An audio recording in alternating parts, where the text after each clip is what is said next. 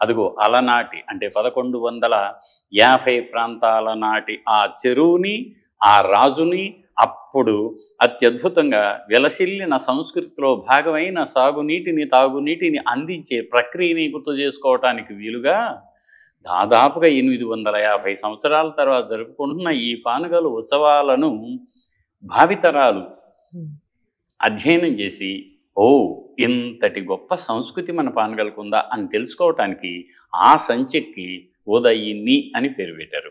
ఇక దాంట్లో కూడా ఈ పానగల్ దేవాలయాల గురించి వివరాలు ఉన్నాయి. అంటే నేను ఎందుకు చెబుతున్నాను ఇదంతా అంటే, ఆసక్తి కలిగిన వారు అదిగో నేను ఇంతకుముందు చెప్పినటువంటి గ్రంథాలను సేకరించో లేక ఎలాగైనా సరే వాటిని తెలుసుకొని మరింత విశేష సమాచారాన్ని సేకరించుకోవడానికి వీలుగా ఉంటుంది. ఇక అది పానగల్ గురించినటువంటి, పానగల్లో ఉన్న చెరువు గురించి, పానగల్ రాజధానిగా 850 సంవత్సరాల క్రితం అక్కడ వెలసిల్లిన సంస్కృతిలో కొద్ది భాగం మాత్రం నేను మీకు చెప్పగలిగాను. అక్కడ సార్ ఇప్పుడు ఇక్కడ మనకి చెప్పుకోదగ్గ అదే క్షేత్రం ఏమన్నా అంటే క్షేత్రం అంటే అసలు పానగల్ క్షేత్రమే. ఎందుకు అంటే దాదాపుగా మీకు 10 కిలోమీటర్ల పరివృతంగా ఒక మట్టి కోట ఉంది. మట్టి కోట మరి ఇప్పుడుందా అంటే ఉంది. ఎక్కడుంది ఇప్పుడు? మనకు అక్కడ ఏమైందంటే ఉస్మానియా యూనివర్సిటీ పీజీ సెంటర్ ఒకటి ఉండేది ఈ ఉదయ సంవత్సరం పక్కగా.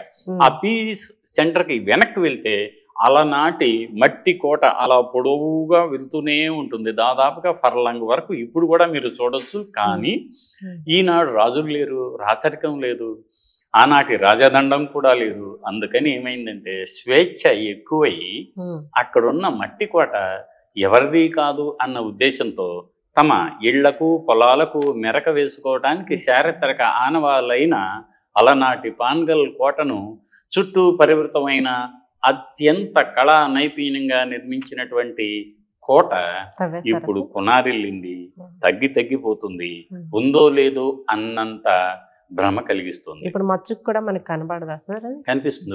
ఇప్పటికి కూడా మీకు దాదాపుగా ఒక 100 అడుగులకు మించి లేదు.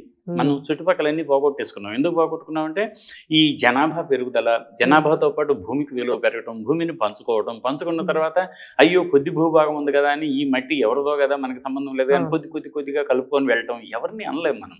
అది కాలం అలా అవకాశం ఇచ్చింది. అలా పోగొట్టుకున్నాం, చక్కటి ఆనవాళ్ళను పోగొట్టుకున్నాం. ఇక్కడ ఏ ఆలయాలు ఉన్నాయి సార్? ఇక్కడ ఈ కోట గోడ చుట్టూ ఒక నగరం ఉండేది.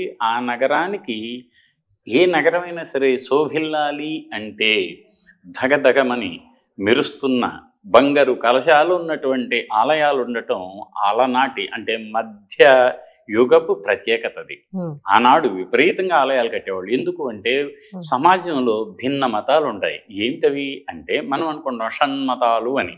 అంటే శైవం, శాక్తం, గాణాపత్యం, సౌరం, కౌమారం, వైష్ణవం, ఇలా 6 మతాలు కదా షణ్మతాలు. ఈ షణ్మతాలు అందరికీ నచ్చాలని లేదు, ఎవరికి నచ్చిన మతం వారిది.